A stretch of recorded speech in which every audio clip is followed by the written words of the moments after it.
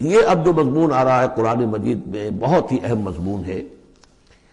فَأَمَّا الْإِنسَانُ إِذَا مَا ابْتَلَاهُ رَبُّهُ فَأَكْرَمَهُ وَنَعَّمَهُ فَيَقُولُ رَبِّي أَكْرَمَنِ۔ انسان کا معاملہ یہ ہے کہ جب اس کا رب اسے آزماتا ہے، اسے عزت دیتا ہے، نعمتیں دیتا ہے، تو وہ کہتا میرے رب نے مجھے عزت دی۔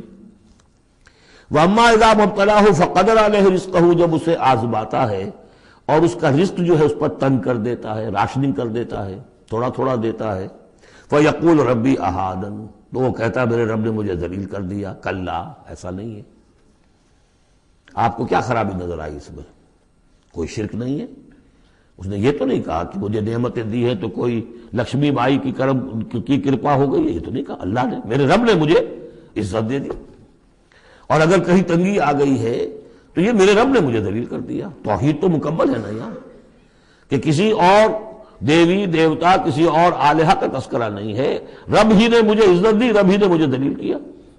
تو عز من تشاء و تذل من تشاء، اے اللہ تو ہی ہے جس کو چاہتا عزت دیتا ہے، جس کو چاہتا ذلیل کر دیتا ہے۔ تو کیا خرابی کیا ہے اس میں؟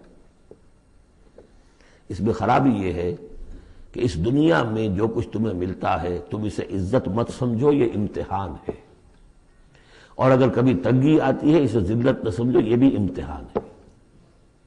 یہ برابر ہے، یہ تم نے اسے عزت سمجھا دھوکہ کھا گئے، اس کو ذلت سمجھا دھوکہ کھا گئے۔ چاہے توحید انٹیکٹ ہے آپ کی، لیکن توحید جو ہے وہ تو یوں سمجھیے کہ جڑ بنیاد ہے نا ہدایت کی، اس سے اوپر بھی تو منزلیں ہیں ہدایت کی کہ نہیں؟ یہ امتحان ہے۔ ایک لفظ جو کامن ہے، اذا ما ابتلاہ ربہ فاکرمہ، جب اسے ابتلا میں ڈالا اور ابتلا میں عزت دی۔ دیکھیں اب کرتا کیا ہے، صبر کر، یہ شکر کرتا ہے، اپنی جو بھی ہم نے اس کو نعمتیں دی ہیں وہ حقداروں کو ان کے حق ادا کرتا ہے کہ نہیں کرتا ہے۔ یہ عزت نہیں ہے، عزت تو تب ہوگی جب تم اس امتحان میں پورے اترو گے۔ ذالک یوم التغابن، وہ تو قیامت میں پتہ چلے گا کہ کس کے لیے عزت تھی کس کے لیے نہیں۔ کسی کو تنگی دی ہے تو یہ ذلت نہیں ہے، دیکھنا ہے صبر کرتا ہے کہ نہیں کرتا۔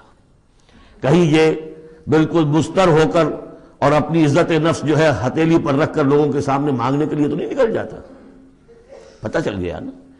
تو یہ امتحان ہے۔ تو پہلا درجہ سمجھیے کہ چاہے فراوانی ہو، عیش ہو، آرام ہو، دولت ہو، یہ بھی امتحان، تکلیف ہے، رنج ہے، محنت ہے، مشقت ہے، اسرت ہے، تو یہ بھی امتحان، دونوں برابر ہو گئے۔ اب بھی ہدایت اس سے اوپر بھی ہے ایک۔ ہمارے دل میں یہ چور رہے گا پہلا امتحان آسان ہے دوسرا مشکل ہے، نہیں، حقیقت اس کے برعکس ہے۔ پہلا مشکل ہے، یہ دولت میں رہ کر بھول جانے کا آپ کے اندر زیادہ امکان ہے۔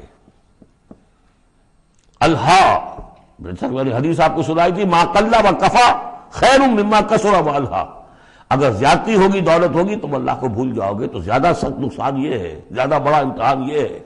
اور اگر ناپ تول کر مل رہا ہے تو ہر وقت اللہ یاد رہے گا، یہ ہلکا ہے، اگر حقیقت وہ بھاری ہے۔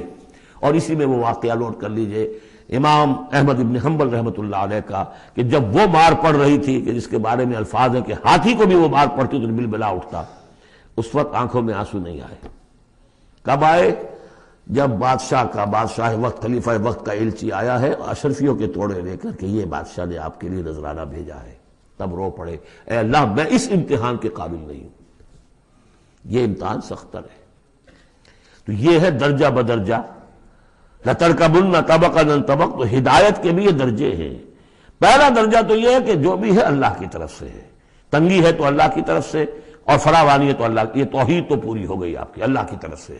لیکن اس میں اب آگے درجے ہیں کہ یہ امتحان ہے، یہ بھی امتحان وہ بھی امتحان، اس اعتبار سے دونوں بھی امتحان ہیں، یہ دونوں برابر ہیں۔ اس سے بھی اوپر یہ ہے، وہ امتحان مشکل ہے فراوانی والا، اور یہ امتحان جو ہے یہ آسان ہے۔ فَأَمَّا الْإِنسَانُ إِذَا مَا ابْتَلَاهُ رَبُّهُ فَأَكْرَمَهُ وَنَعَّمَهُ فَيَقُولُ رَبِّي أَكْرَمَنِ وَأَمَّا إِذَا مَا ابْتَلَاهُ فَقَدَرَ عَلَيْهِ رِزْقَهُ فَيَقُولُ رَبِّي أَهَانَنِ كَلَّا۔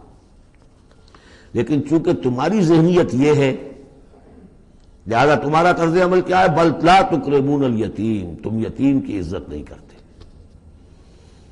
وَلَا تَحَاضُّونَ عَلَىٰ طَعَامِ الْمِسْكِينِ، تم مسکینوں کو، غریبوں کو کھانا کھلانے پر ایک دوسرے کو اکساتے بھی نہیں ہو، خود تو کیا کھلاؤ گے؟